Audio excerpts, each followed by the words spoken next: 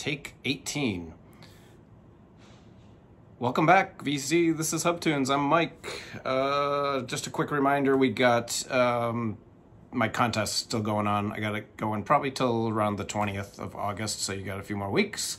Some great entries so far, some really, really fun stuff. Some people got really creative, and yeah, it's awesome. A lot of fun.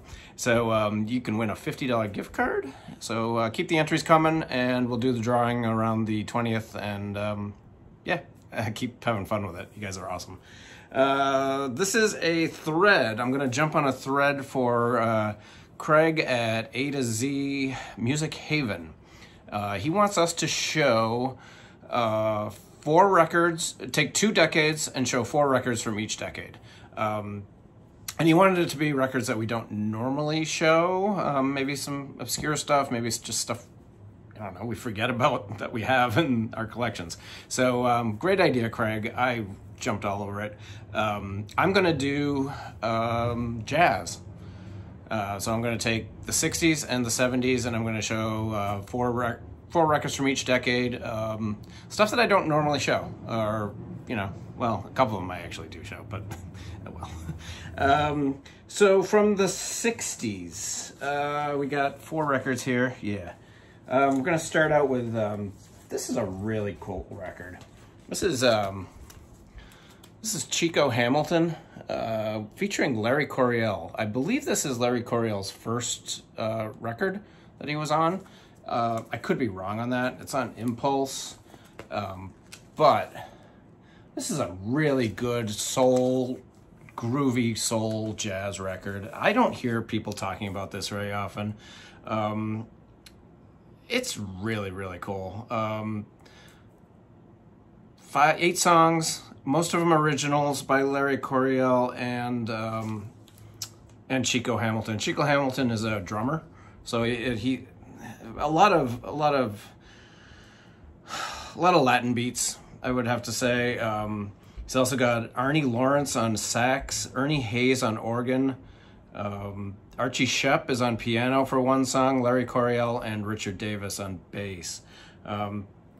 It's a really, really cool recording. I've always loved this record. I never show it. Not sure why. And I don't see it much on the VC. I don't see people really talking about Chico Hamilton very much. But this is the dealer. He's also got a couple other records that are really, really good. So definitely, if you're a jazz fan, check out Chico Hamilton. Highly recommend this one, though.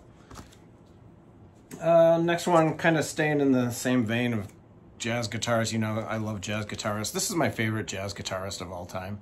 This is Pat Martino. This is East, released in 1969, I believe.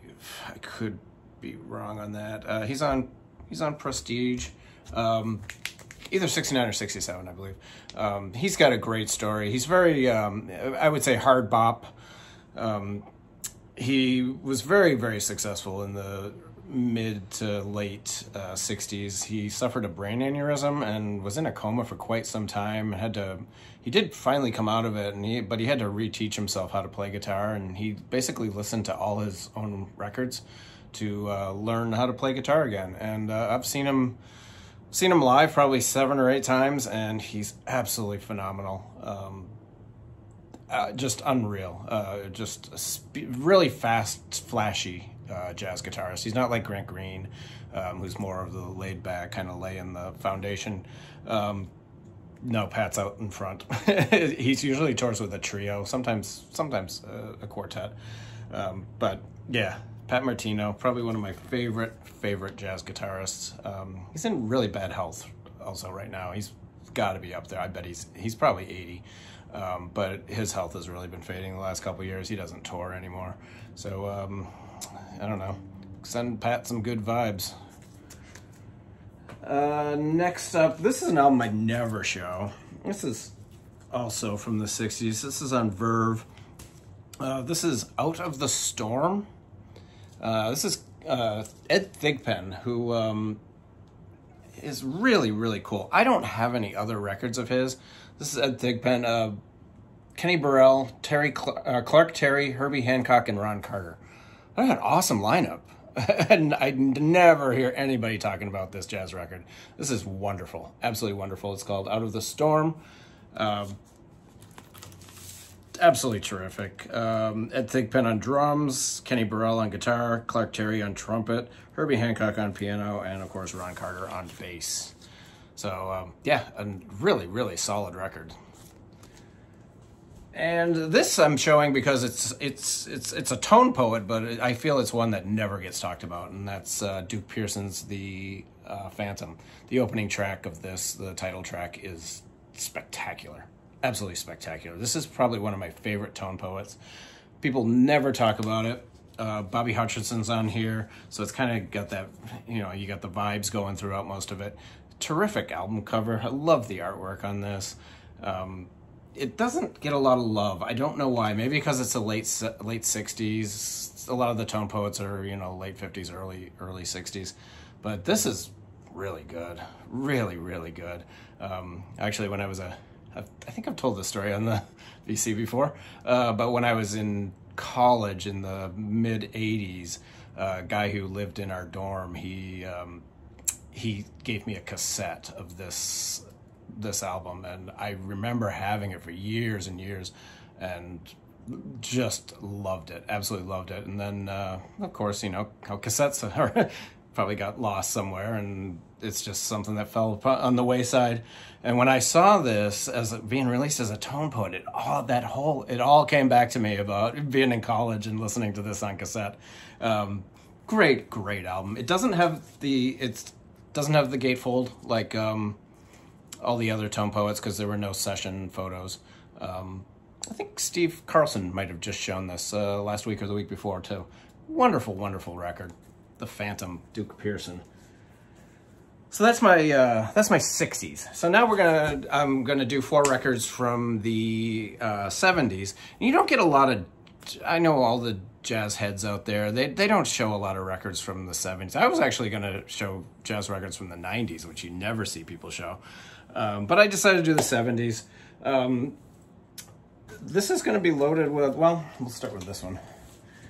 This is Spring by Anthony Williams.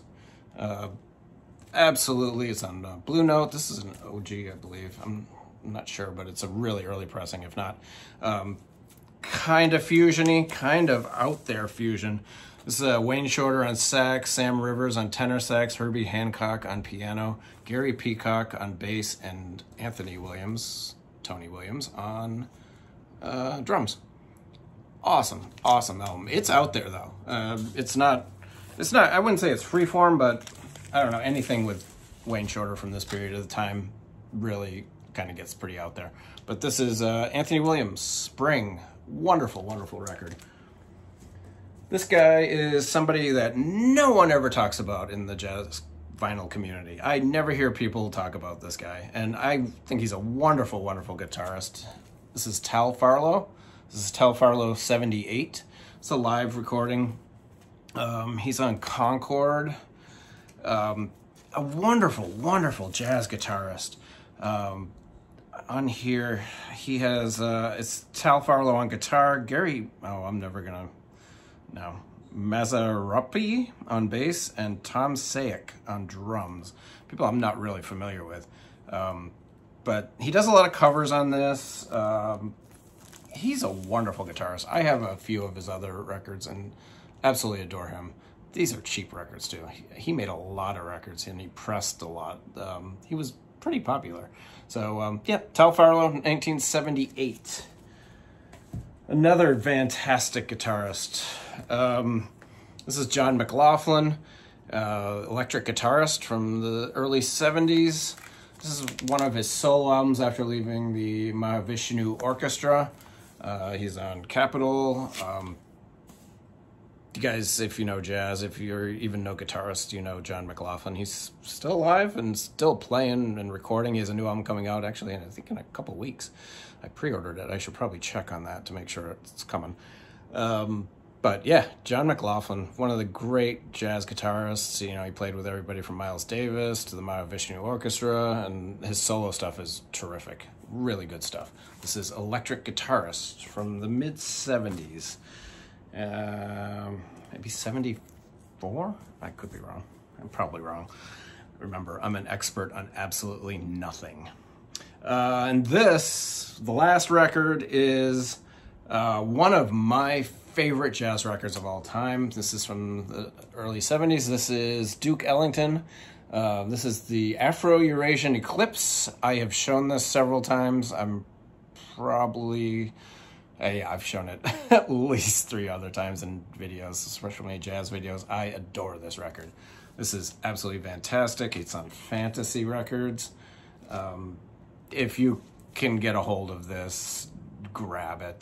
This is Duke Ellington at his absolute best. And I don't see a lot of people talking about it, but it's really, I know people go for Duke's earlier stuff, but this is phenomenal, absolutely phenomenal. This is Duke Ellington, the Suite in 8 parts, the Afro-Eurasian Eclipse.